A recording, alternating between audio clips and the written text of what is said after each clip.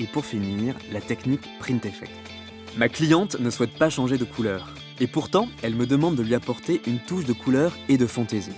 Je lui propose un effet imprimé sur une mèche située derrière l'oreille, qui ne se verra que lorsqu'elle portera ses cheveux sur l'épaule.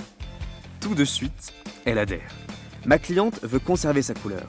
Ce sera donc ma base pour apporter mon effet imprimé. Je trace une séparation horizontale d'oreille à oreille. J'isole la partie du dessus. De la partie inférieure, je prélève une mèche de 2 à 3 cm d'épaisseur.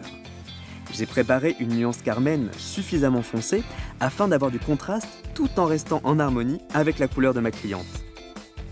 Dans le tombant naturel, je pose la mèche sur un papier aluminium un peu plus grand que la longueur de ma mèche. Afin d'éviter que les cheveux volent, je vaporise un peu de lac artiste et je peigne ma mèche. Je commence à dessiner l'effet zébré.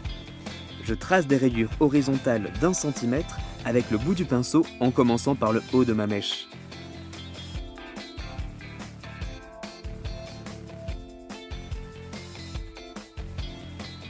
Je rince et j'effectue le shampoing post-coloration Equivital. Pour un look plus affirmé, je lui attache une partie de ses cheveux. Elle retrouve l'effet couleur sur son épaule. Elle est totalement séduite par cette touche de fantaisie, sans qu'elle ait eu à changer entièrement sa couleur.